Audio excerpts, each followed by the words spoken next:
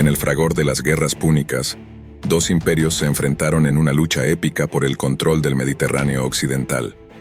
Roma y Cartago, dos titanes dispuestos a todo por la supremacía.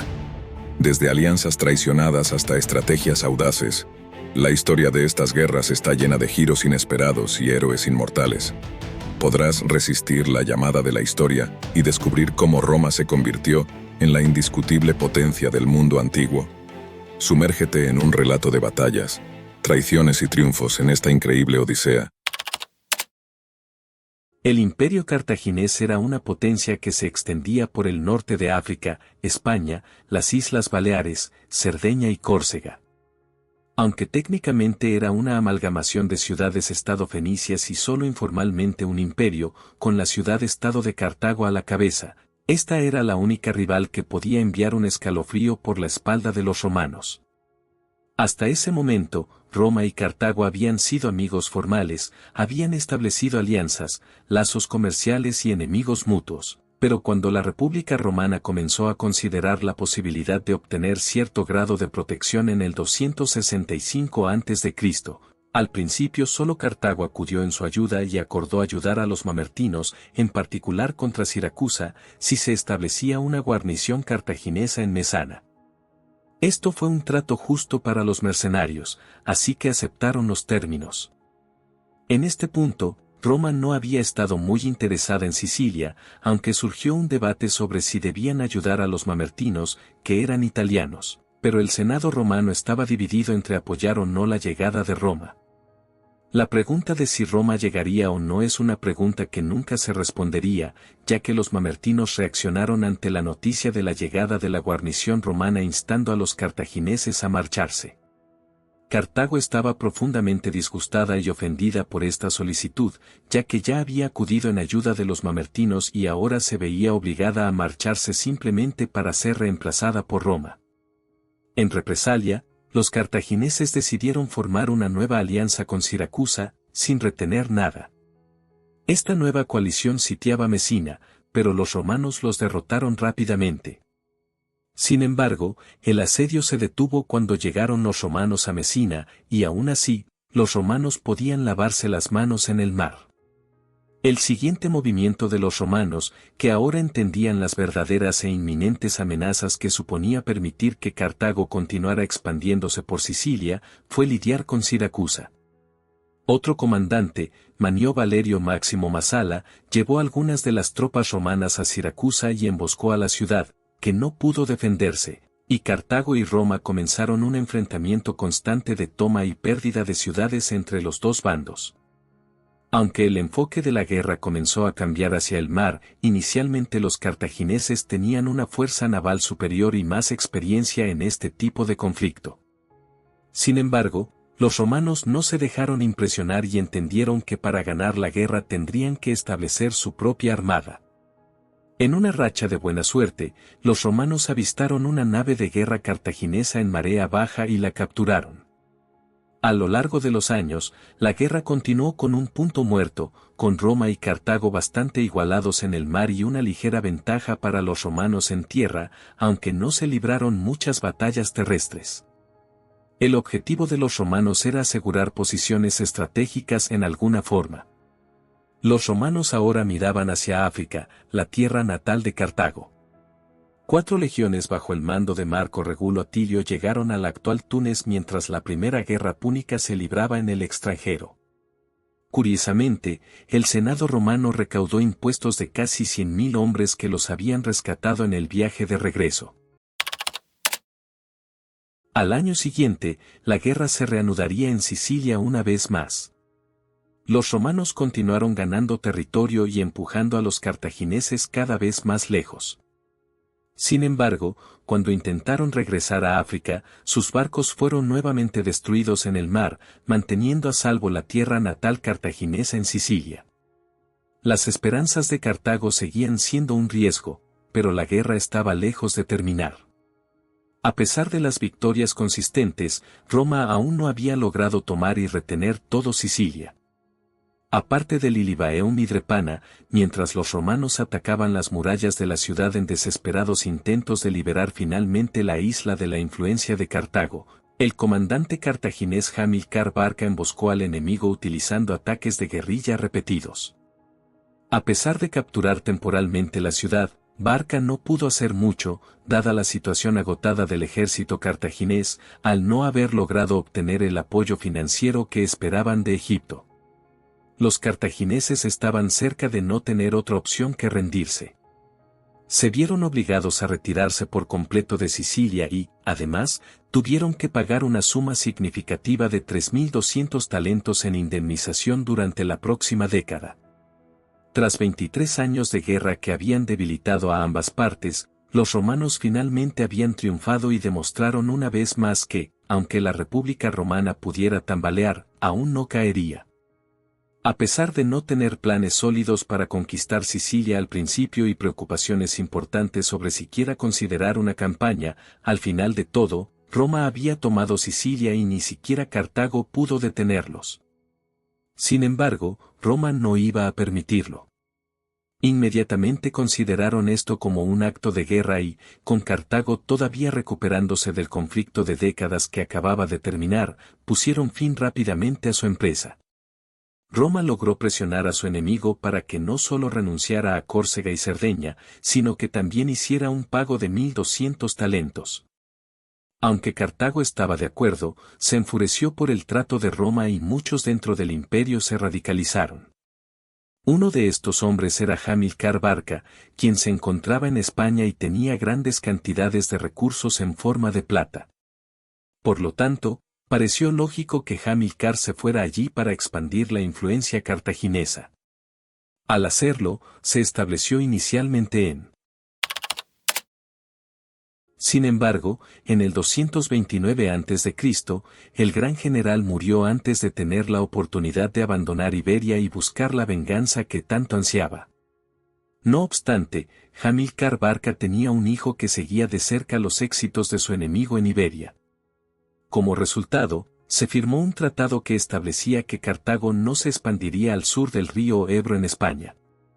Asdrúbal respetó este acuerdo, pero Aníbal, el hijo de Hamilcar, no tenía la intención de hacerlo.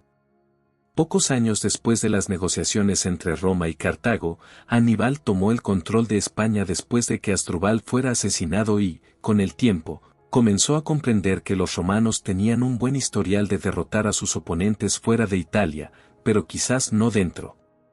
Si los romanos iban tras Aníbal en España, podría perder, pero si los atacaba en Italia, podría ganar.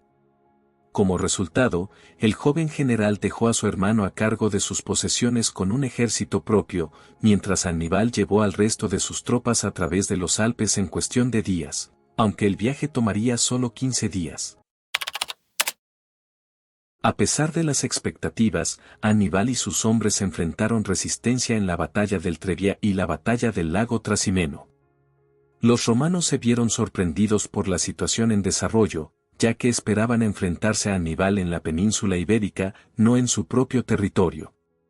Sin embargo, la amenaza no podía ser ignorada. Hasta ese momento, el general cartaginés había tenido razón. Los romanos se veían débiles en su propio suelo y Aníbal había logrado reunir un ejército gracias a la población local. Su confianza crecía y aumentaría aún más cuando la batalla se desarrolló a lo largo del río Aufidus. Una vez más, Aníbal aplastaría a las tropas romanas de origen local, sufriendo él mismo bajas bastante mínimas. Esta victoria desencadenó un aumento en el apoyo de las ciudades-estado en el sur de Italia que prometieron lealtad al lado cartaginés. A pesar de este gran logro, Aníbal se encontró en una nueva encrucijada. No tenía refuerzos, y si deseaba continuar y dirigirse directamente hacia Roma, tendría que hacerlo sin ninguna base territorial italiana. Los romanos atacarían donde él no estuviera. La ofensiva cartaginesa comenzaba a desmoronarse. Fallaron en recuperar Cerdeña, su autoridad era constantemente desafiada y nadie estaba siendo enviado para ayudar. Para el 207 a.C., todo lo que quedaba a Aníbal era Brucio, y los romanos ahora controlaban los mares, lo que cortaba a los cartagineses de ayuda o suministros. De vuelta en España, Asdrúbal había sido derrotado y había perdido el control, mientras una nueva ola de aliados itálicos de Cartago estaba pasándose al bando de Masinisa, un rey númida contemporáneo y aliado de Roma. Esta coalición finalmente se enfrentó a los invasores romanos y la suerte no estuvo del lado de Cartago. Los romanos salieron victoriosos y, al haber capturado suficiente territorio, incluido Útica, hicieron que Aníbal temiera que lo peor aún estaba por llegar para la ciudad de Cartago. Los cartagineses estaban desesperados y Aníbal regresó de Italia mientras se llevaban a cabo negociaciones que finalmente no produjeron ningún resultado entre Roma y Cartago. Su llegada en el 202 a.C. marcaría la dramática batalla de Zama. Aníbal había traído elefantes de guerra, pero resultaron ser un obstáculo en lugar de una ayuda. Los romanos lograron esquivar la carnicería inicial causada por los animales antes de asustarlos de regreso hacia los cartagineses, lo que creó una confusa lucha que permitió a las fuerzas romanas atacar el flanco izquierdo de Aníbal. A pesar de sus mejores esfuerzos para contraatacar, el ala izquierda romana atacó el flanco derecho cartaginés mientras los centros, liderados por Escipión y Aníbal, marchaban uno hacia el otro. Mientras esta batalla continuaba, los cartagineses se declararon en bancarrota, una vez formidable adversario de los romanos, y ahora Cartago no podía declarar la guerra sin el consentimiento de Roma, y se les exigía que entregaran su flota naval por completo, aplastando cualquier perspectiva de que Cartago siguiera siendo una potencia militar dominante como lo había sido en el pasado. A pesar de las victorias iniciales y el liderazgo del renombrado Aníbal, Cartago perdió y parecía que Roma era verdaderamente invencible. A pesar de los primeros triunfos, la historia de las guerras púnicas demostró que Roma era mucho más de lo que se podía ver a simple vista. Además de las restricciones significativas que Roma había impuesto en Cartago, había acuerdos que prohibían a Cartago librar cualquier forma de guerra sin el permiso de la República Romana, incluso las guerras defensivas. Masinisa, un rey númida y aliado de Roma, aprovechó al máximo este acuerdo entre Roma y Cartago. Los númidas buscaban expandirse y, mientras los cartagineses tenían algo de territorio en disputa, Masinisa lo estaba reclamando. A lo largo de unas décadas, Masinisa fue despojando lentamente a Cartago de su territorio. A lo largo de esta era, e incluso durante las guerras púnicas, la historia de Roma se forjó en mucho más de lo que parece. Las tensiones, las luchas y las divisiones se convirtieron en un desafío constante para la República Romana. En el otro lado de la moneda, se encontraba Catón, recordado por sus fuertes sentimientos anti-Cartago. Catón creía que Cartago debía ser destruida, y el asunto era tan simple como eso. Con las indemnizaciones pagadas y una economía en crecimiento, Cartago había logrado parecer aún más amenazante a quienes deseaban convencer a los romanos de que realmente lo era. Además, con la acción militar no autorizada contra los númidas, los cartagineses estaban al borde de la guerra inevitable. Pero estaban decididos a salvar su ciudad a través de la diplomacia y, posteriormente, enviaron una embajada a encontrarse con los romanos y buscar la paz. Roma, en cambio, reaccionó primero tratando de desarmar a los cartagineses, y cuando obedecieron, exigieron que la ciudad de Cartago fuera abandonada y luego destruida. Cuando los cartagineses se trasladaron, finalmente entendieron que solo les quedaba una opción: defender su ciudad. Los cartagineses intentaron cortar las líneas de suministro y dañar las naves de los romanos, pero solo lograron un éxito mínimo.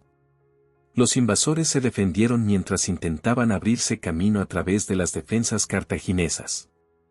Pequeñas escaramuzas continuaron durante la próxima semana, momento en el cual Roma decidió cambiar su estrategia. Tras la elección de nuevos cónsules, en lugar de continuar con un asedio pesado a Cartago, parecía más factible primero derrotar a todos los vecinos amigos de Cartago y luego lidiar con la ciudad debilitada. Así que lo hizo, derrocando a las autoridades existentes y tomando el control no solo del ejército, sino de toda la ciudad. Esto ocurrió justo a tiempo para el nombramiento de Escipión como cónsul, lo que significaba que el resto de la guerra mostraría la astucia y habilidad de ambos líderes cara a cara. Al asumir el cargo de cónsul, Escipión obtuvo el derecho a resolver uno de los principales problemas que los romanos estaban enfrentando, un gran número de tropas mal disciplinadas y desmotivadas, todas bajo una variedad de autoridades. Sin embargo, antes del amanecer, ambos líderes estaban enojados por diferentes motivos. Asdrúbal estaba furioso con sus fuerzas de defensa por no detener el avance romano y por huir de la escena. Por otro lado, Escipión estaba enojado por la lentitud del progreso romano y por no haber logrado cortar el suministro de Cartago por mar. En un acto de fuerza, Asdrúbal organizó la tortura de sus prisioneros de guerra romanos, mientras que Escipión trató de romper el cerco marítimo de Cartago. A medida que la destrucción estaba en la mente de ambos líderes, en la semana siguiente, Escipión lideró a sus hombres en una violenta destrucción y saqueo, masacrando a los ciudadanos de Cartago y quemando la ciudad hasta los cimientos. Solo 50.000 cartagineses fueron perdonados, y solo para ser vendidos como esclavos. Asdrúbal, para disgusto de su propia esposa, que eligió la muerte en su lugar, se rindió.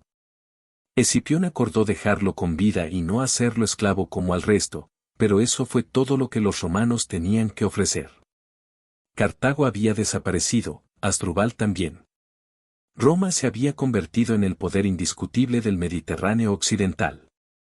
La primera guerra púnica había terminado, pero el camino a esta victoria había sido largo, lleno de giros y desafíos. A pesar de los inicios precarios y las victorias sorprendentes, Roma había demostrado su tenacidad y habilidad, y Cartago había caído. Sin embargo, la historia de las guerras púnicas estaba lejos de terminar.